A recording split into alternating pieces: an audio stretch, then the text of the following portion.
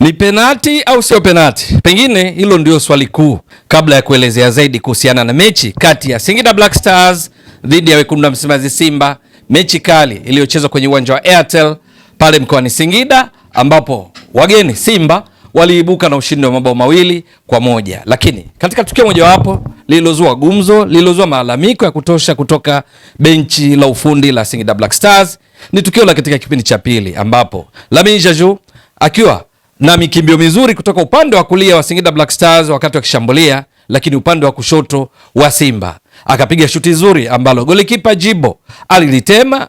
Joseph Gede Ginadu, mchezaji wa kimataifa kutoka Ivory Coast, aliwahi mpira, lakini wakati akiusogeza kwa ajili ya kufanya maandalizi ya kupiga shuti ili kufunga, Jibo akaonekana kuruka naye pia. Ni katika tukio ambalo Gede alionekana kuruka kumkwepa Jibo, lakini bado alikwenda chini na hivyo kuonekana kana kwamba ilistahili kuwa mkwaju wa penalty. Ndugu mtazamaji wa Mbwaduke Stats Sport Next Level, kabla ya kutoa maoni yangu kuhusiana hili, kwanza tukumbushane kwamba mpira wa miguu ni wa kugusana, ni mchezo wa kugusana, na kwamba sio kila mguso ni faulo. Kwenye tukio hili, kwa maoni yangu, kwa kuzingatia sheria namba 12 juu ya fouls and misconduct, hapo hakukuwa na faulo. Mguso unaweza ukiwepo kwa kipa Jibo kwa Gede, lakini ni mguso ambao hauwezi kuwa faulo. Tazama hapo marejeo ya picha za video kwa mnato, ni kwamba Gede hata kama ameguswa bado haikuwa mguso wa kumfanya iwe ni faulo kwa yeye kwenda chini.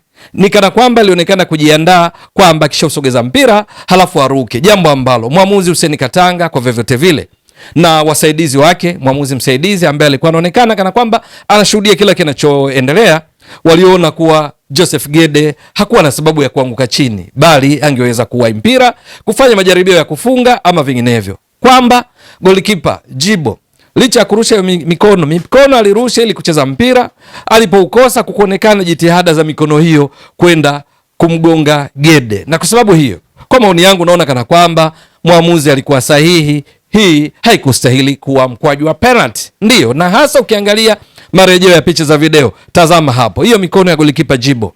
Ni kweli kulikuwa na mguso wa faulo ya kumfanya Gede ende chini. Binafsi naona kana kwamba Gede alipaswa kufanya ziada, kufanya jitihada za kufunga na sio kujiandaa kwenda chini, jambo ambalo lilimgharimu, jambo ambalo mwisho wa siku lilikosesha Singida Black Stars fursa nzuri ya kufunga katika tukio hili. Lakini ni mechi ambayo ilikuwa na ushindani wa aina yake. Tunakumbuka vizuri bao la kwanza la wekundu wa Msimbazi Simba lilifungwa katika dakika ya 7 kupitia kwa Anicet Ura, ikiwa ni matokeo ya mpira wa kona uliosababisha kuwe na papatu, lakini Ismail Alassane Maudo Kante aliupiga mpira kichwa, akatoa pasi kwa Anicet Ura aliyeweka mpira wavuni, akiwazidi kasi walinzi wa Singida Black Stars walikuwa karibu yake, akiwemo Abdul Malik Zakaria. Lakini kwenye dakika ya 38 Singida Black Stars walikuwa wakicheza vizuri sana nyumbani, wakichuana na Simba, kila mmoja akifanya majaribio ya kufika kwa mwenzake na hakuna timu ya kubaki nyuma. Singida Black Stars wakasawazisha kupitia kwa mchezaji wa kimataifa kutoka Burundi, Mosi Nduhumwe. Mpaka mapumziko matokeo yalikuwa ni 1-1 kwa kila timu kuwa imefunga bao moja. Simba hilo la Anicet Ura, Singida Black Stars hilo lililowekwa wavuni na Mosi. Ni mpaka mapumziko wenyeji walikuwa umiliki wa mpira wakiwa 49%, Simba 51%, kwa maana Simba walikuwa kimiliki zaidi. Ni mpaka mapumziko ambapo timu zote kwa ujumla zilipiga mashuti 4 kwa pamoja, kuonyesha kwamba kwa kiasi kikubwa migongano ilikuwa katika eneo la kati. Mabeki wa timu zote mbili walikuwa imara kuhakikisha makipa wao hawafikiwi, kwa sababu kwenye mashuti Singida Black Stars walikuwa wapiga mashuti 2, moja limelenga shabaha na ndio lile bao lililowekwa wavuni na Mosi, lakini Simba walikuwa wamepiga mashuti 2 yote yakilenga shabaha, likiwamo bao lile la dakika 7 la Anicet Ura, matokeo yakiwa 1-1. Kipindi cha pili timu zote zilifanya mabadiliko kadhaa katika kuongeza kasi kuhakikisha wanapata ushindi. Miongoni mwa walioingia katika kipindi cha pili kwa wenyeji Singida Black Stars ni pamoja na Elvis Baranga Lupia, lakini aliingia Ayubu Lianga, aliingia Linda Mtangi, aliingia Elvis Baranga Lupia. Lakini mpaka mechi inakamilika, dakika 90 za mchezo, umiliki wa mpira ulikuwa Singida Black Stars 48%, Simba 52%. Kwa lugha nyingine, Simba aliongeza umiliki wa mpira zaidi kwa 1% zaidi kulinganisha na kipindi cha kwanza. Lakini mpaka mechi inakamilika, kwenye mashuti Singida Black Stars walikuwa wamepiga mashuti mingi zaidi, wakifanya majaribio mengi zaidi ambayo pengine kungekuwa na utulivu wangekuwa na bao la kuongeza. Ni kwamba mashuti yao 8, 3 yalilenga shabaha. Simba walipiga mashuti 7, 5 yakilenga shabaha, ikiwa ni shooting accuracy, kupiga mashuti kwa kulenga shabaha kwa usahihi kwa zaidi ya 70%. Ni mpaka mapumziko ambapo hata mpaka mechi inakamilika, kona wenyeji walipiga kona 5, Simba kona 6.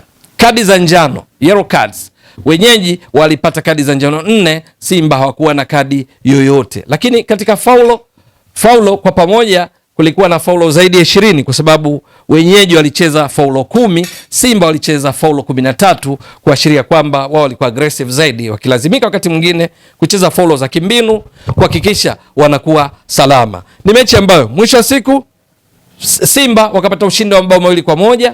Ni mechi ambayo ilikuwa na ushindani mkali, hakuna timu ilibaki nyuma, kila timu ilikuwa ikishambulia kwa mipango, huku mfumo katika kila timu ilikuwa Singida Black Stars baada ya golikipa walikuwa na walinzi 4, walikuwa na viungo 3, washambuliaji 3. Lakini Simba vile vile waliingia kwa mtindo huo, baada ya golikipa walikuwa na walinzi 4, viungo 3, washambuliaji 3.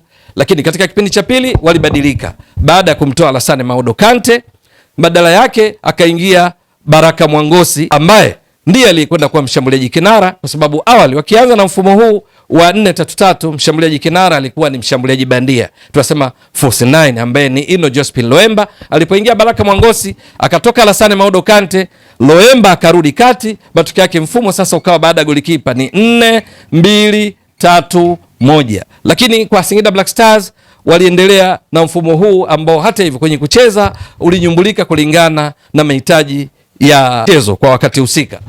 Mwisho wa siku Simba baada ya kufanya mabadiliko haya alikuja kuingia Eli Mpanzu Kibisawala katika dakika 79 akitoka Loemba, na kuingia kwake kukawalipa katika dakika ya 84 wakati Eli Mpanzu Kibisawala alipofunga bao la pili la ushindi, ikitokana na shambulizi la kujibu counter attack, ambapo Simba walipiga pasi zisizofika idadi ya pasi 5.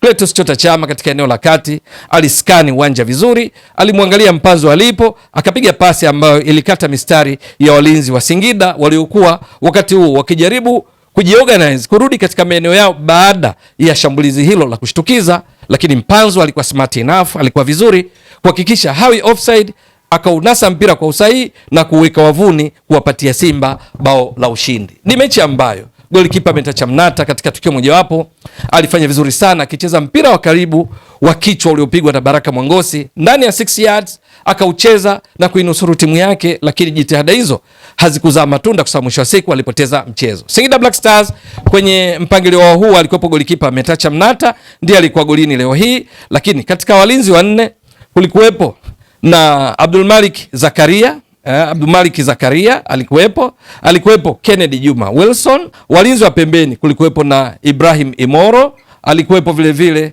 Andy Kofi Cyril. Lakini katika viungo 3 waliokuwepo ni Khalid Aucho Doctor, alikuwepo Gego. Kwa washambuliaji waliokuwepo alikuwa ni pamoja na Joseph Gede, alikuwepo Lamine Jaju, alikuwepo katika miongoni mwao, kuwepo vile vile Mosi Nduhumwe, walikuwemo katika washambuliaji 3.